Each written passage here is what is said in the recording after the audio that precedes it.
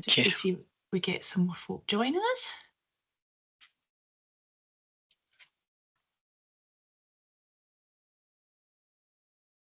We seem to have a bit of a mix of weather today. It's a bit miserable with me, but Donna's got sunshine. What about other folks?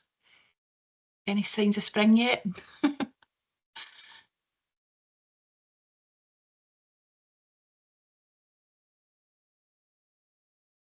Okay. We've not got any more beeping to know. Oh, just as I said that, somebody came in. It's always sunny in North Berwick. That is my experience, yes. Oh, hail, South Ayrshire. Oh, Julie, I'm sorry. Yep, 4 seasons in Scotland today.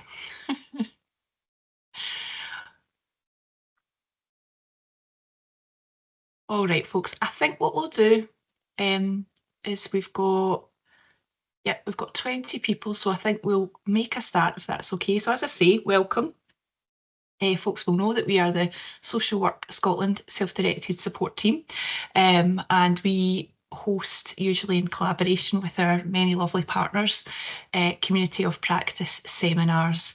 And today we are really glad to be joined by Anne-Marie Monaghan from the Community Brokerage Network. And Anne-Marie is going to give us loads of detail and information about the fabulous Community Brokerage Award. So I'm just going to hand over now to Anne-Marie, if that's okay. Thanks very much, Laura, and thanks for the invitation to share a bit about the award with people today. So bear with me while I just pop the presentation on the screen. Okay, I'm assuming everybody will be able to see that okay? Okay. So the focus of the time together is obviously to explain a bit about the Community Brokerage Award. I will touch on the National Brokerage Framework just at the beginning, and then obviously focus more on the award that we've got available for a whole range of people to undertake. And the award sits within the Scottish Credit and Qualification Framework, so it is recognised within our formal arrangement in Scotland for recognising qualifications from a whole range of different sources at a whole range of different levels, but within a national framework. And I'll share with you in a wee while about where we sit in relation to that.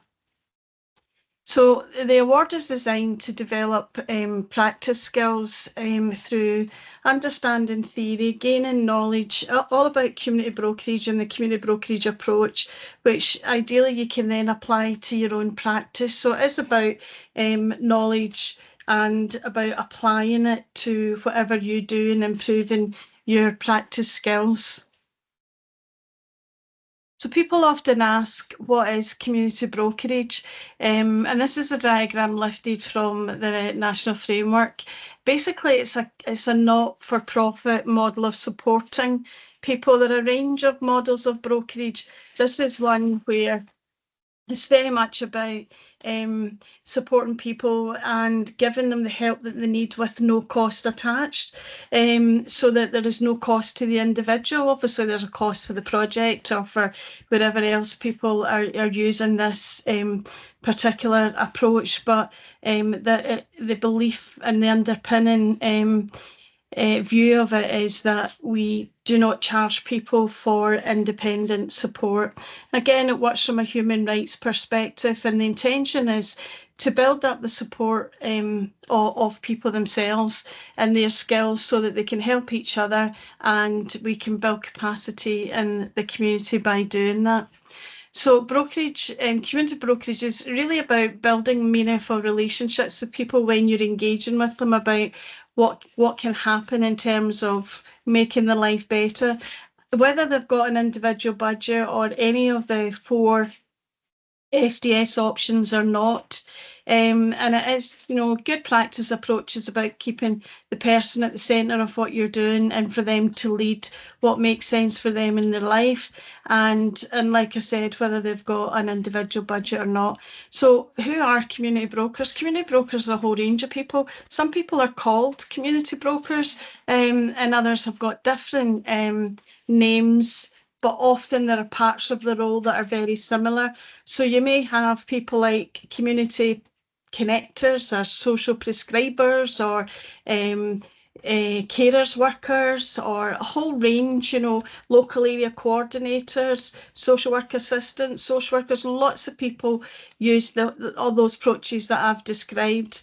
And community brokerage is about promoting the principles of SDS. So brokers, anybody working in this way would be looking to promote the principles of SDS and look at improving the individual autonomy of the worker themselves and making use of their own networks and connections across a range of organisations and people that they know.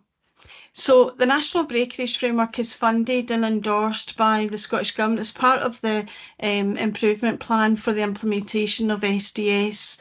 There are three main prongs to that plan. One is the National Brokerage Framework, which is where I've lifted this from, and I will send that out to folk when we finish so you get a chance to see that. There's a whole range of stuff in there, including competencies and things for people practising in this way. The second prong is obviously the SQA Award, which I'm here to tell you a wee bit about.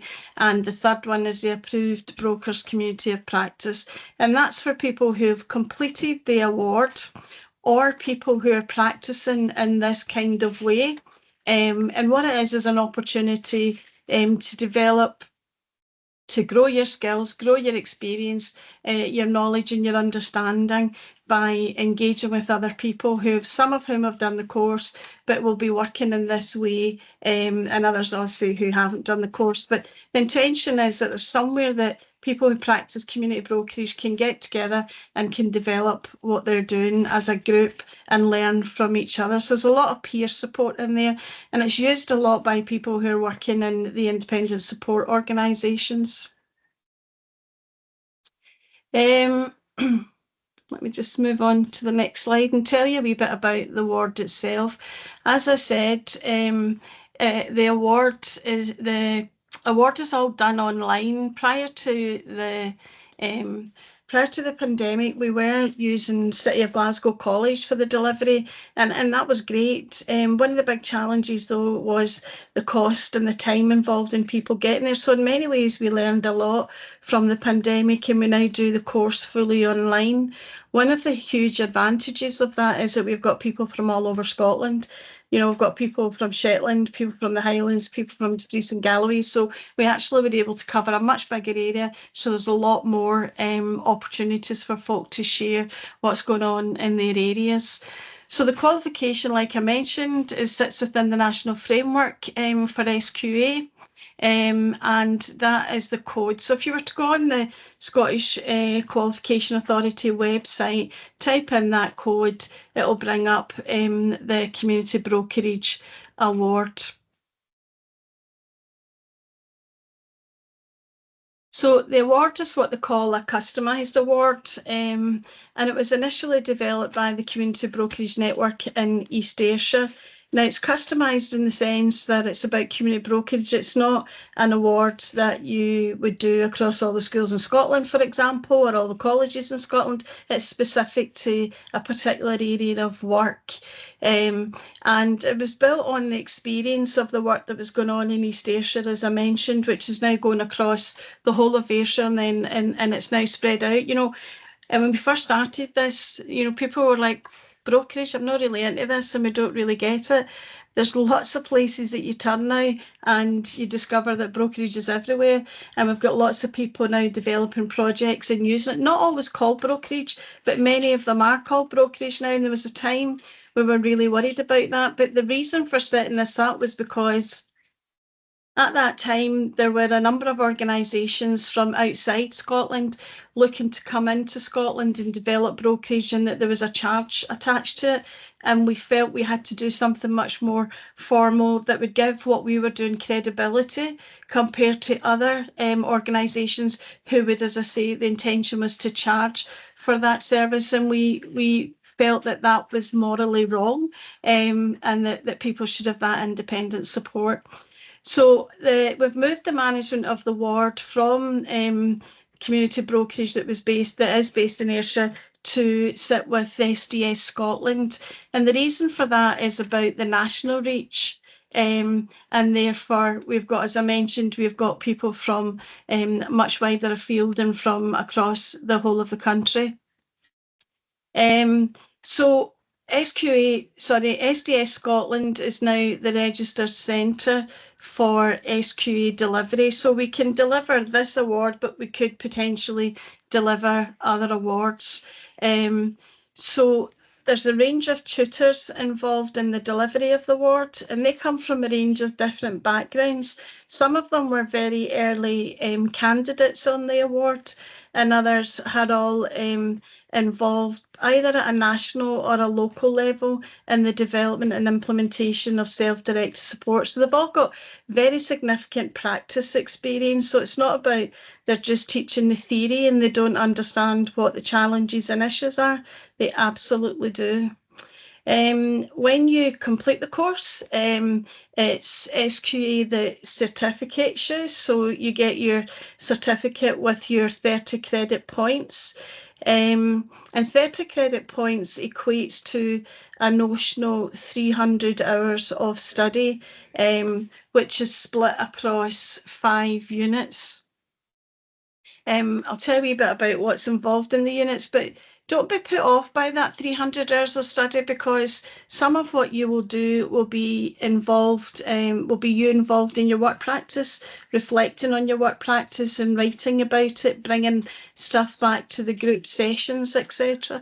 So when you think 300 hours, it's on top of all the work that you're doing. There is obviously work on top of what you're doing, but it also includes a lot of the work that you're doing in your everyday activity.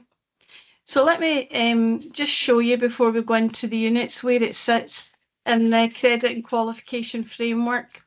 Okay, so you've got entry point awards down here at level 1, and then at level 12 you've got your PhD and your professional apprenticeship awards.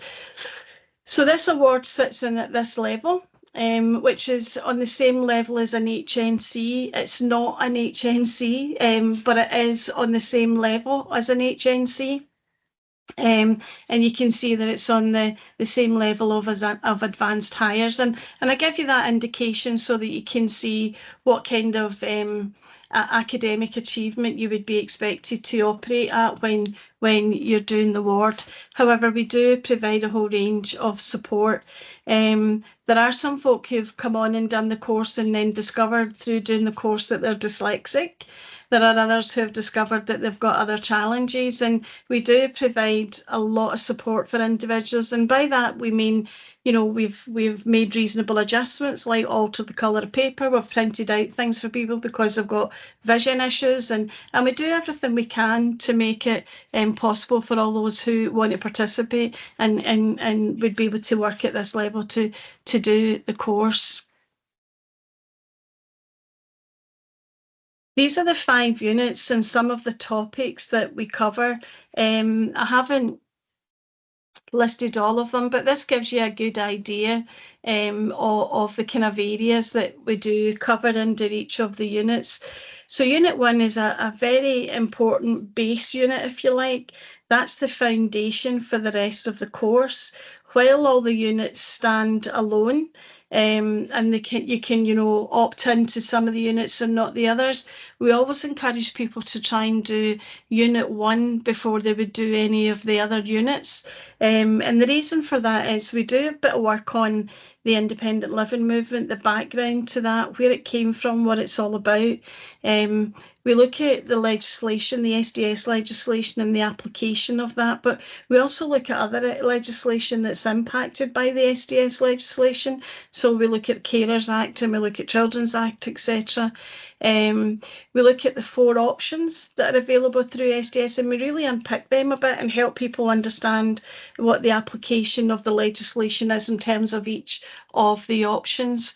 We look at power, and we look at the use of power, we look at coercive power, etc. And we spend quite a bit of time on that because that really helps you look at your own practice and helps you think about how you impact on other people and how other people impact on you, and how to make best use of your understanding of that when you apply this in your practice. We obviously have sessions where there's reflective practice at play. We look for people to bring with them a case study, and we try and get you to bring to the course, obviously anonymised, a case study that's really complex. And the reason for the complexity is because we use it and unpick it all the way through the course. If you would struggle to do that, or if after you've brought one you think it doesn't quite do what you need it to do, we offer you the Tasker family as a case study, and there's a whole various component parts to that. And that, again, you could unpick that. So if need be, you can jump between both those options as you go through the course. So case studies and reflective practice in Unit 1 basically sets you up for the way that you would go through the rest of the course and use your own learning and the learning of other people. We look at different models of disability.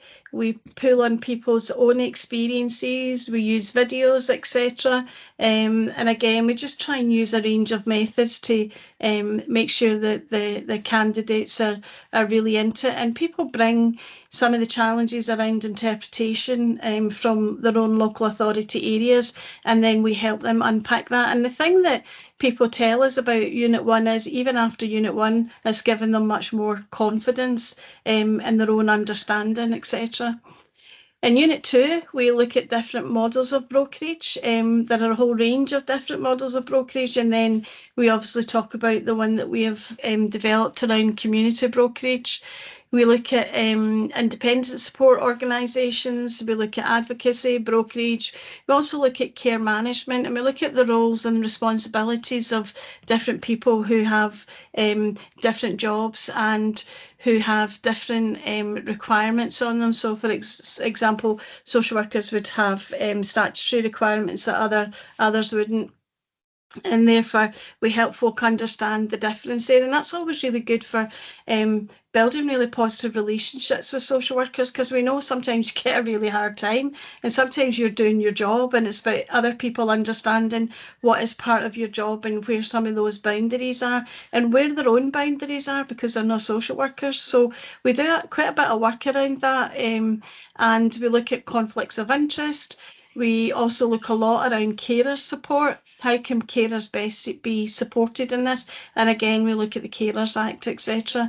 And then we actually get people to think about the organisation that they work with and what component parts of brokerage align with that organisation and how it functions. And then we ask them to compare it with the different model of brokerages. There are 12 other models, 11 others, and community brokerage. So we look at kind of 12 models of brokerage, and then we say to them, which one do you think works with as your own organisation? What kind of characteristics align with that? And often people say, oh, a bit of this and a bit of that and a bit of the next thing. And that's okay, because really what we're getting you to do is think about how your organisation functions and the impact that has on you as a worker and the impact on the people that you support. In Unit 3, we look at the implementation of choice and control in SDS. We look at risk.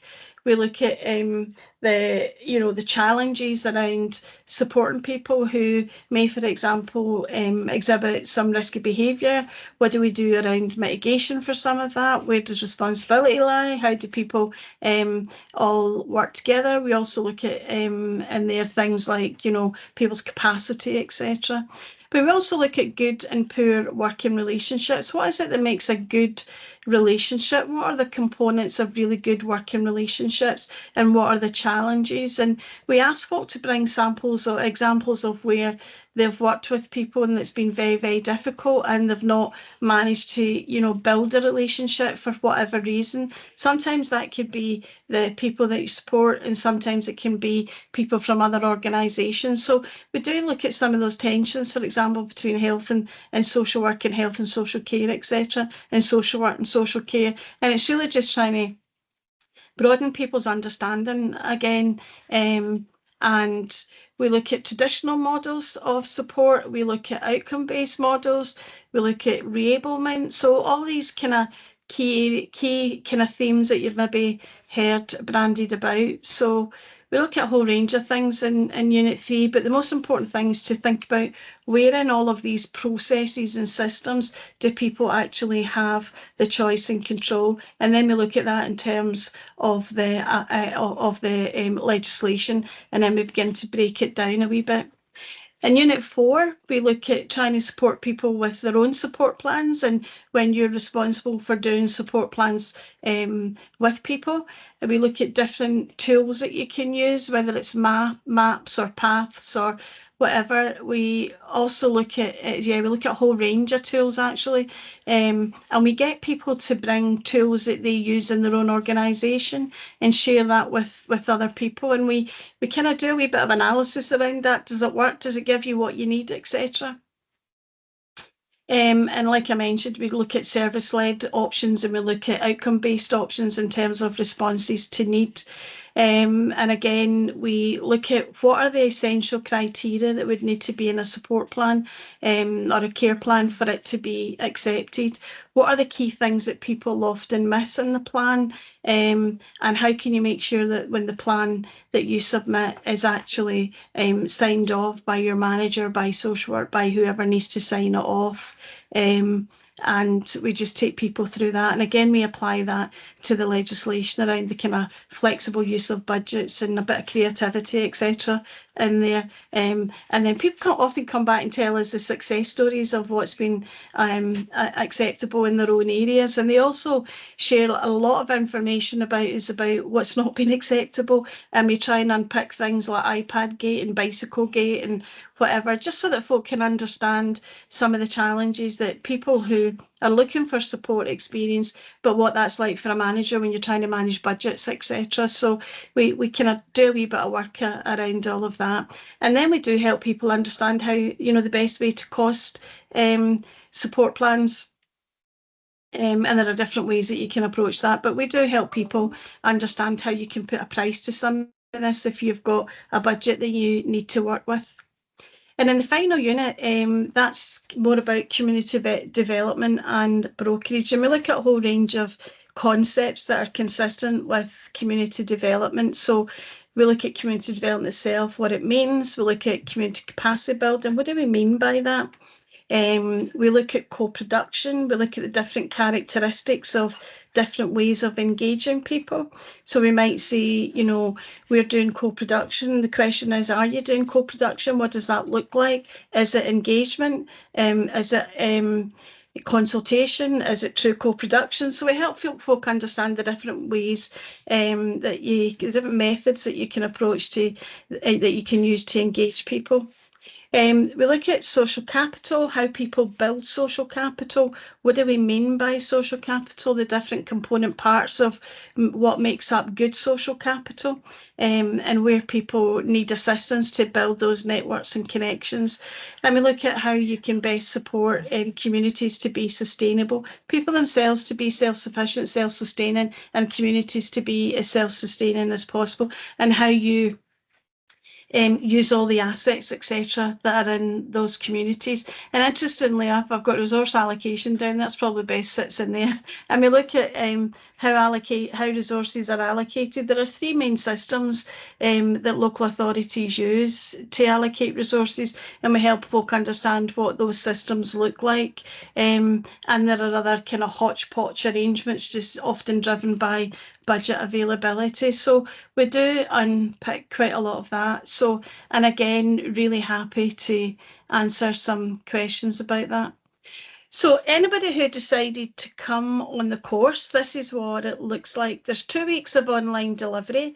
And then when we say 2 weeks, we don't mean like 2 full weeks. We mean, like, if you can see here, starting on the 5th of September last year for the unit that's running, the cohorts that are running just now. This coming year for 25-26, it would start on the 4th of September. But basically you do 2 days, Unit 1, Session 1, Unit 1, Session 2. So that's 1 week. And those 2 days, it's generally half days. Sometimes you've got wee bits of work that you need to do in between, but it's half days.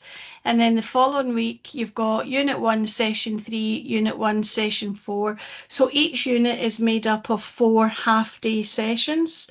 So it's through those 2 consecutive weeks. And then after that, you've got 3 weeks of independent study. And that really is going through all the things that you've learned in the class. It's going through all of the kind of slide decks, etc., that are used, and you're working at that point towards your assignment, which would be due in early October. Okay, so 4 half days, then your assignment's due in, and then you've got a big period of time there, during which time we do, in this session here, before you submit your assignment, we do a tutorial. And that tutorial would take you through the marking guide, the kind of things that we're looking for, etc. And that's just in terms of preparing you for your assignment. That's an optional tutorial. And again, that's only an hour or so. And then after that, you've got that period after you do your assignment before you move on to the next 2 sessions for Unit 2. There again, and then you submit. So you can see the pattern that emerges. Okay, 4 half-day sessions, submit your assignment, 4 half-day sessions, and submit your assignment. In this period here, that really is a time to kind of recharge your batteries before you go into the next sessions. But also, if you've submitted your assignment, we return it during this period, usually about here. And if there's anything that you've missed, or what we call remediation, perhaps you've just not quite explained something right, or you haven't quite captured it, we would ask you to go and have another wee look at it and resubmit that part. And there are a variety of ways of doing that. So, and again, that's just the same pattern all the way through. We do build in breaks for Christmas, etc. I don't really expect you to work through all those periods. Okay. For every unit, to start off the awards, we have an induction, an induction day. And it's usually, again, we try to work with half days because we know people are really busy at work. But what we do in that day is, obviously, we explain to the group that this is the cohort that's going to be working together. We've got 2 cohorts that ran last year, and we usually have a maximum about 14 in a cohort. But generally, you get an odd drop off, or somebody defers to the following year because life can get in the way. And we introduce people to each other. We do the usual kind of breakout sessions and things like that. We give an overview of the course units. We give people a guided tour of the learning zone. So we've got a portal that you log into, and that's called the Learning Zone, and there's a whole range of materials on that you can access. So we show you how to log on to the Learning Zone after we've explained how it works. It's actually pretty straightforward, and there's folk here just now who've used it, and I'm sure they'll let you know what that was like. Give you lots of tips for independent learning. We talk about case studies if you could bring them with you. And we also help people to do mind maps. Mind mapping is a really good tool for just getting your thoughts down in paper and then thinking about the different connections of what's going on in your head and what you might be working with, either in a project or with people or whatever. But it's just a really useful tool for getting information across in a very succinct way. So we help people develop mind maps and develop a skill around that, and we show you how to do that. And then we explain the kind of support that's available for your assignments. For every unit, there's an assessment pack, and that assessment pack gives you details of what's expected of you. And there's a marking criteria, and at the end, I can show you a marking criteria if folk would like to see that, so you know what's expected of you. But usually there's a task here, source of evidence, here, and then there's various things that you've got to respond to. And that's as an alternative to writing a 3,000-word essay. We break it down and you do it in various component parts. And within that within this assessment pack, there's templates and things that you can use. You don't necessarily need to use them all, but they're there for assistance for anyone who does want to use them. So what's the cost of the award? The cost of the award is that 1,950. It's been the same since we started it, to be honest. There are options for assisting you with the cost. Many people get funded through their employer. In fact, the majority of people are funded through their employers.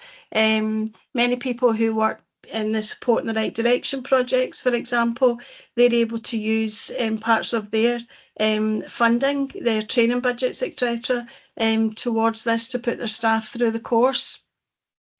There is funding available through the Student Awards Agency for Scotland, because obviously it's a recognised award with them, and they're happy to fund the fee, or part fund the fees, sorry. Obviously people need to meet the eligibility criteria.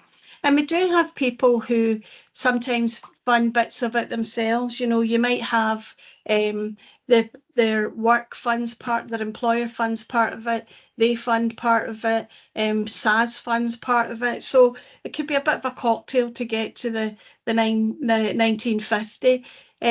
What we say to people is, please don't let the funding or not having the funding sorted prevent you from applying to do the course.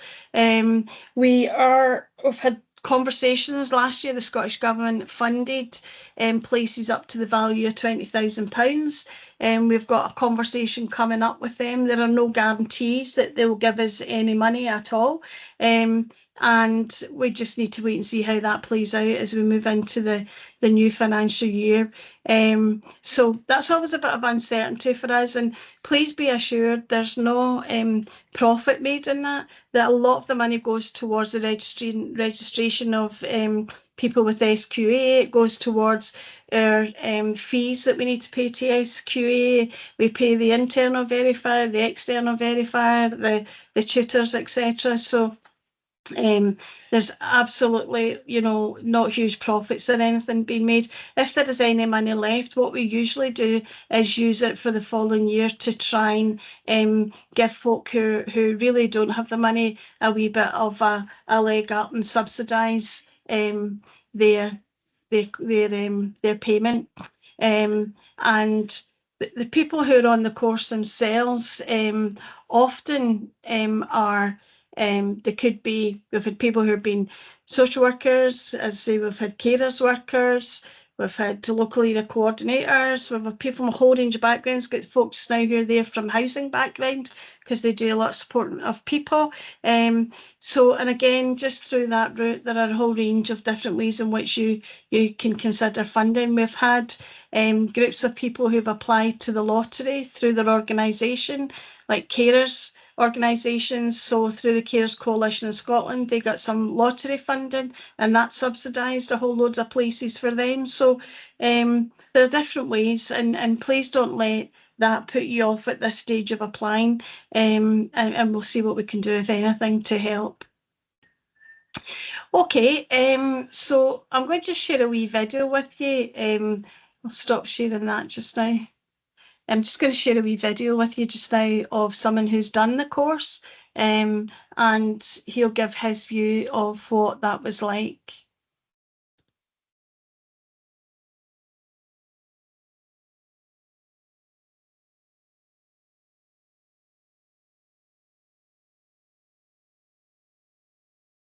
Hi there, my name's Alex. I'm a care support worker from an organisation in Edinburgh called Care for Carers.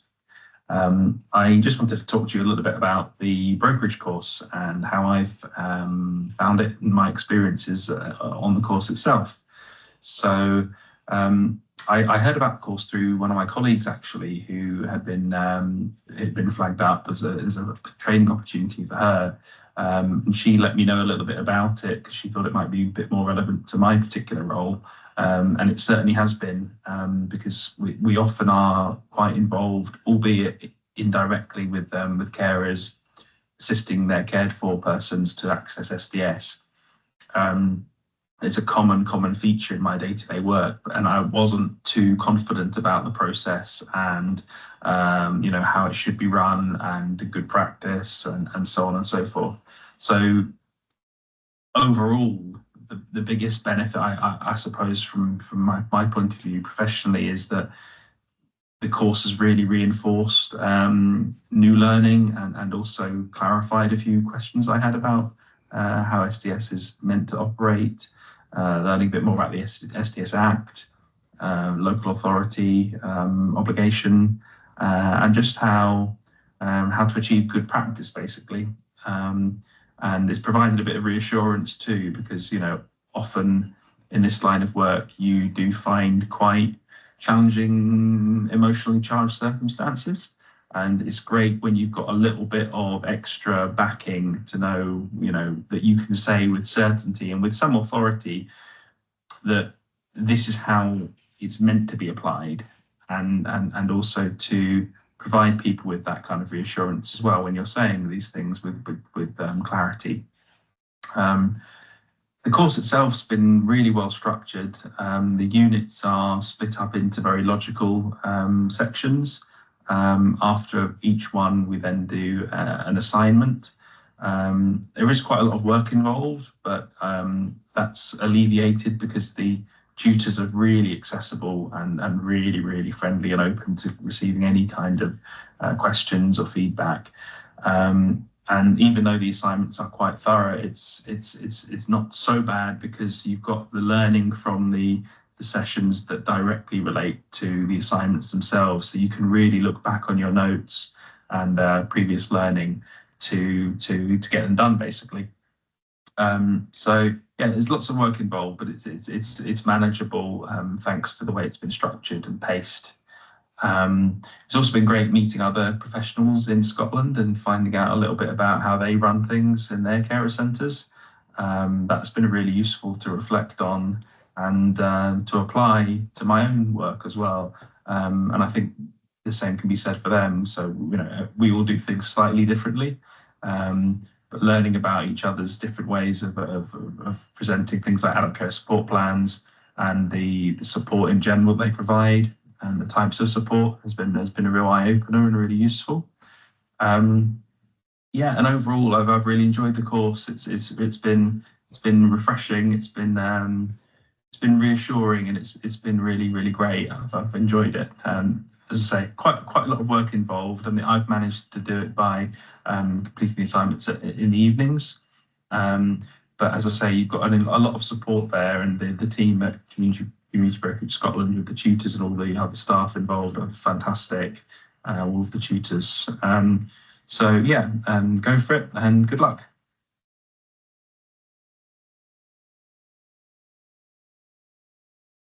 So that was, as you heard, from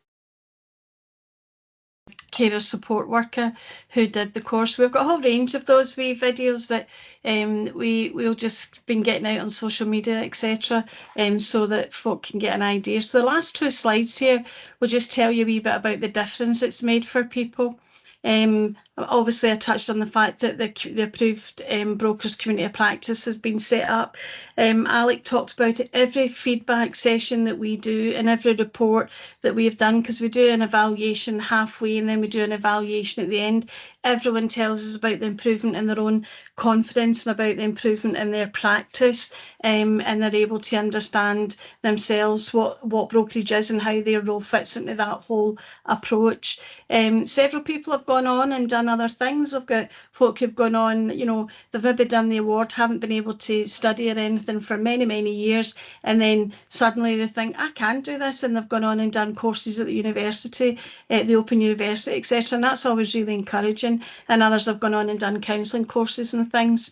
Number of people, a few people actually who have done the award are now part of the teaching and training team that we work together. Some other outcomes, people feel more able to challenge because they're now much more assured of their own knowledge base. Their whole knowledge and skill set's expanded.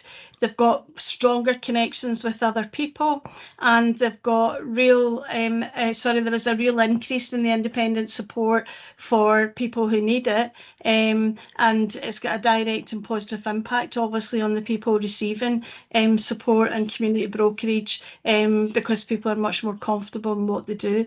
These last two slides, that's the Approved Brokers Community Practice. We'll send this slide pack out to you so that you can have those contact details, and then just happy to take any questions or any thoughts that people have about the course.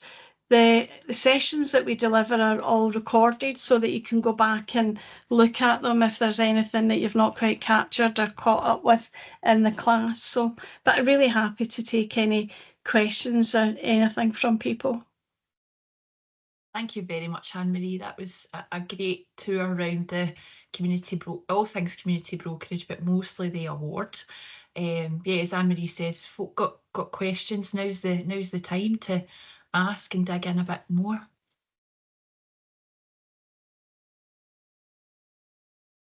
When you come, Amanda. Thank you very much for that, Anne-Marie. Just wondered, what is the capacity for that you have? How many? You said you had several cohorts, and just wondered about the numbers that you take on. We generally try and run with 2 cohorts. We could do more at a push, but as you can imagine, the challenge isn't about the numbers, it's about the tutors that we have that can provide the support to the cohorts. But generally we do cohorts. The maximum that would cover would be 28, 30 people at a big push, but that's roughly what we do. We also have done a group of carers together. And a particular group of carers weren't able to do all 5 units because they only had funding to do 2 units initially. So we did a cohort just for carers. And there was good things and not so good things about that. The good things were that they loved it and they got a lot out of it. The not so good was you don't get the same breadth of exchange of experience and understanding, because they all come from a carers background, a carers organisation background, I should say. So we're all kind of carer support worker or working in that type of role. So with that particular group, it was smaller. It was a group of 10. So, and we did the first 2 units with them, and then they had a break of a few months, and then they got extra funding to do the last 3 units. They didn't think they'd want to do the whole award, but in the end they did. And they've literally just finished, actually. So, yeah, that would be your capacity. Thank you. Thanks, Amanda. Anybody else got any questions for Anne-Marie? I guess I hope it's okay, Anne-Marie. I was just going to come in on a few things because I've done the course. I did the course last year. Yeah, last year. And found it incredible. Like, I really, really enjoy. Like, I think I was a bit wary about coming into the whole formal learning bit after such a long time. But I just really, really enjoyed that. I totally echoed that from what the man was saying in the video. Like, it was just a really nice thing to come into. I cannot emphasise enough, like, the peer support that was also additionally happening, like, on top of all of the kind of formalised learning. Like, it just was a really, although there are, you know, difficult circumstances that people are facing just now, it felt like a really supportive and positive place to kind of gain a bit of hope. And for us to kind of talk through there was, yeah, okay, there's barriers to, you know, getting good support sometimes, but actually what's the ways around that? What's the positive things, and how can we be part of the solution? So I thought that was just like such a fantastic additional bit of the course, and the practice and the experience that other people shared was, yeah, just so valuable. But like, just to highlight as well, I know you'd said about the learning zone, Anne-Marie, but having that online portal, just that one place where everything was, because I don't know what other folk are like, but I've got so much going on in my emails, so much going on in my desktop, so much going on in other places, that just there was this one place that once you cracked how to get in it, which as Anne-Marie says wasn't tricky, just once you got your head around that, you knew that was your place, and once you were in it, quite easy to navigate. All the reading was there, all the exercises were there. Like, the the recordings, because there will be a time where you can't make it along to one of the sessions, and having that recording and just watching that back is just so helpful. Because it basically means that you don't miss out, you still get to be part of the learning. And it was really that stuff that got me through. So yeah, thanks folks. Any other questions for Anne-Marie or anybody else, please just put your hand up, let us know. If you know, after today and you think, oh, I'm not able to do the course, it's not going to work for me, feel free to share the information about it. We'll send you, I'll send you a copy of the presentation so that you've got contact details and things on it. Should probably also share that we have got agreement with SQA to do an award at level somewhere between level 9 and level 11, which will be a postgrad award. And again, that will be recognised within the National Credit and the Scottish Credit and Qualification framework. So all that information is with SQA just now, and we'll know by the end of this month if it's finally been signed off, and it looks like it will be because everything else is in place. So there will be, you know, the award that we've got just now, and then there'll be a higher level award, and there will be people who have done the first award who will then look to move on and do the second award, the second level award. And we've had people from a health background as well, which has been really interesting. We've had a couple of nurses who've done the course, and who for them it's really changed their practice. So yeah. But again, you know, you'll have my phone number and stuff from the information that we send out, and feel free just to get in touch. And you know, we're not into the hard sell in any of this. We've got one woman coming back this year who deferred from last year. Her family circumstances meant she couldn't complete in the way that she wanted. So, and that's okay. That happens to all of us. And she chose not to finish the last couple of units, but she'll join the cohort this year and complete her award. So, and it's open to everybody who's got an interest in it. All right, I don't think we've got any more questions at this time. So as Anne-Marie says, we'll get all that information out to you following the session, and you can get in touch with Anne-Marie with any inquiries, and hopefully lots of connections and folk able to sign up. Anne-Marie, thank you very much for joining us today for this seminar. It's been fantastic to support the promotion of the Community Brokerage Award, and thanks everybody for giving your time and your attention today. It's been lovely to have you along at the seminar, and then you get an extra 9 minutes of your day back. All the best, folks. We'll get that information out to you next. Thank you. Thanks, Laura. Bye-bye. Bye-bye.